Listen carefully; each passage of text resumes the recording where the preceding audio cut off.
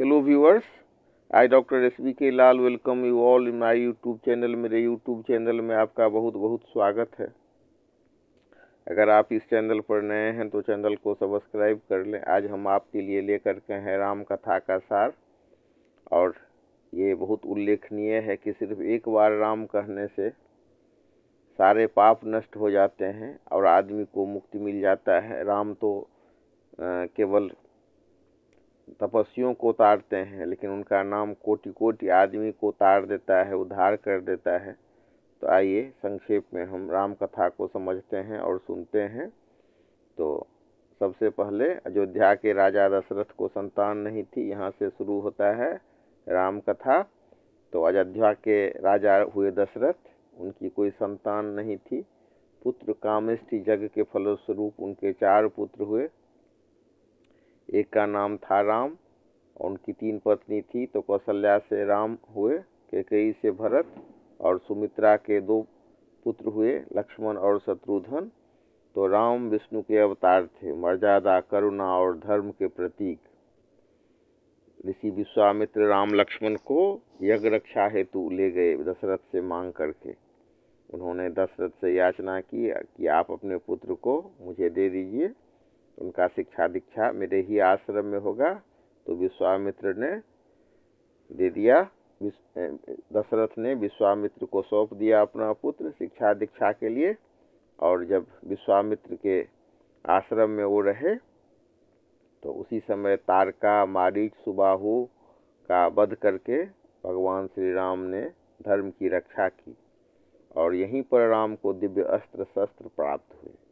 मिथिला में जनक ने शिव धनुष भंग का स्वयंवर रचा, और उस स्वयंवर में राम लक्ष्मण ये शरीक हुए, और राम ने धनुष तोड़ा, सीता से उनका विवाह हुआ। फिर चारों भाइयों का विवाह भी सीता के बहन सब से हुआ, और फिर अयोध्या में आनंद छा गया। राम का युवराज अभिषेक निश्चित हुआ। ऐसा माना गया कि राम का अब राज्याभिषेक होगा, वो राजा बनेंगे। पर मंथरा के बहकावे में आकर के ने 2 वरदान मांगे। एक वरदान था भरत को राज्य, और दूसरा था राम को 14 वर्ष का वनवास। राम ने पितृवचन पालन हेतु बिना विरोध वनगमन स्वीकार किया। वनवास में राम, सीता और लक्ष्मण बन गए। मार्ग में उन्हें निषाद राज से भेंट हुई। केवट उनको नाव से पार कराता है नदी को, और फिर कहता है कि जैसे मैंने आपको यहाँ पार उतारा, आप भी मुझे वहाँ पार उतारेंगे, भवसागर से पार उतारेंगे। केवट की भक्ति से भगवान बहुत प्रसन्न हुए, और फिर उनको मुक्ति दी। फिर सबरी के बेर खाए। कहा जाता है कि सबरी के जूठे बेर को भगवान ने ग्रहण किया था। तो जैसी भक्ति की अमर कथाएं जुड़ी, सबरी की भक्ति, निषाद राज की भक्ति, केवट की भक्ति का यहाँ प्रसंग है। फिर हुआ सीता हरण। पंचवटी में रावण ने मारीच को स्वर्ण विग्रह बनाकर सीता को का हरण किया। उसने पंचवटी में कहा, इसको उसने मारीच नाम के राक्षस को कहा कि जाओ तुम स्वर्ण मृग बन करके जाओ, वो जहाँ पर राम रहते हैं वहाँ। और सीता ने जब स्वर्ण मृग को देखा तो राम से आग्रह किया कि उसके खाल को ले आइए, जाइए उसका शिकार कीजिए। और राम जब उसको मारने के लिए गए, तो इसी बीच में रावण साधु का भेष धर करके आया और सीता का हरण कर लिया। और जब वो हरण करके ले जा रहा था तो जटायु ने देखा और रावण से युद्ध किया, और युद्ध के दौरान ही उसे वीरगति मिली, वो वीरगति को प्राप्त हुआ। इसके बाद हम देखते हैं कि हनुमान और वानर से भगवान की मित्रता होती है। राम की भेंट सुग्रीव से हुई। हनुमान राम भक्ति के आदर्श बने। हनुमान ने लंका जाकर अशोक वाटिका देखी, सीता को राम का संदेश दिया, लंका दहन किया।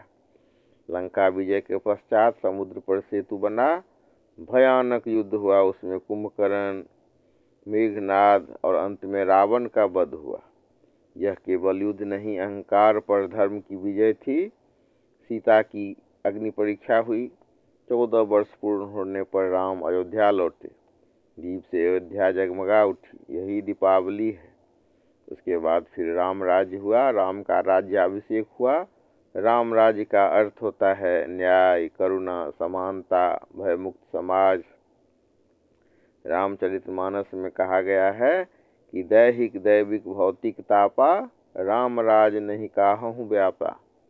तो राम कथा का आध्यात्मिक संदेश है कि राम धर्म के प्रतीक हैं, सीता श्रद्धा की प्रतीक हैं, लक्ष्मण सेवा के और हनुमान भक्ति के, रावण अहंकार का प्रतीक है। राम कथा बाहरी कहानी नहीं। कुछ विद्वानों का मानना है कि राम कथा बाहर नहीं, मनुष्य के भीतर ही चलने वाला संघर्ष है। हमारे अंदर ही राम भी है और रावण भी है, और उसके बीच संघर्ष चलते रहता है। हम हर एक आदमी को अपने अंदर के रावण को मारना चाहिए और राम को स्थापित करना चाहिए। राम कथा हमें सिखाती है कि धर्म कठिन हो सकता है, पर अंततः वही विजय दिलाता है। तो इस तरह से हम इसको समझ सकते हैं कि बहुत समय पहले अयोध्या नाम की एक सुंदर नगरी थी। वहाँ राजा दशरथ और रानी कौशल्या के घर एक दिव्य बालक का जन्म हुआ। राम बहुत दयालु, सच्चे और आज्ञाकारी थे। वे कभी झूठ नहीं बोलते थे और बड़ों की बात हमेशा मानते थे। एक दिन राम को राजा बनना था, लेकिन माँ कैकेयी के वरदान के कारण राम को 14 साल जंगल जाना पड़ा। राम ने रोना नहीं किया। उन्होंने कहा, पिताजी की आज्ञा मेरे लिए सबसे बड़ी है। और राम के साथ सीता और लक्ष्मण भी जंगल गए। जंगल में राम सबकी मदद करते थे। एक बुजुर्ग माता सबरी ने प्रेम से बेर खिलाए। राम ने खुशी खुशी से उनके जूठे बेर खाए। फिर एक दिन दुष्ट राजा रावण ने सीता का अपहरण कर लिया। राम बहुत दुखी हुए, लेकिन उन्होंने हार नहीं मानी। उनकी मदद के लिए हनुमान जी, जो बहुत बलवान और भक्त थे, हनुमान जी ने समुद्र लांघकर सीता को ढूंढा और कहा, राम आपको लेने आ रहे हैं। आखिरकार युद्ध हुआ। राम ने रावण को हराया और सीता को वापस ले गए। 14 साल बाद राम अयोध्या लौटे। लोगों ने दीप जलाए और तभी से दीपावली बनाई जाती है। सच्चाई, आज्ञा और दया सबसे बड़ी ताकत है। अब अंदर की यात्रा के रूप में हम राम कथा को समझ सकते हैं कि राम कौन है। धर्म और विवेक, जो हमें बताता है कि क्या सही और क्या गलत। सीता कौन है, तो श्रद्धा और पवित्र चेतना, जो मन के भीतर ही रहती है। और लक्ष्मण है सेवा और अनुशासन, जो धर्म के साथ चलता है। वनवास का अर्थ है जीवन की कठिनाइयाँ, जहाँ हर व्यक्ति को जाना पड़ता है। और रावण कौन है, अहंकार, कामना और घमंड, जो सीता को चुरा लेता है। वहीं हनुमान है निष्काम भक्ति और साहस के प्रतीक, जो असंभव को संभव बनाती है। लंका युद्ध बाहर युद्ध नहीं, मन के भीतर धर्म और अहंकार का युद्ध है। राम राज्य ऐसा मन जहाँ भय नहीं, अन्याय नहीं, अहंकार नहीं। इस तरह से हम संक्षेप में राम कथा को समझ सकते हैं। और राम कथा अगर समझ में नहीं आ रहा है तो समझने की आवश्यकता भी नहीं है। सिर्फ राम को हृदय में बसाइए, उनका सतत नाम स्मरण करिए और राम राम राम राम करते रहने से तारण भी होता है। ये तारक मंत्र है। और जिसके हृदय में जो राम को धारण करता है, वहाँ हनुमान भी चले आते हैं।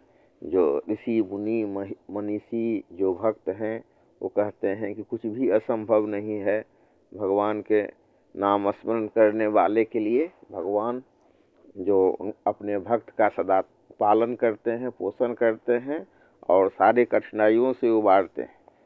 जो बहुत बड़े बड़े ग्रंथ पढ़ के जो विद्या अध्ययन से जो चीज़ नहीं मिला, वो सिर्फ उनके नाम स्मरण से हुआ। कबीर ने राम राम राम करके ही क्या नहीं पा लिया।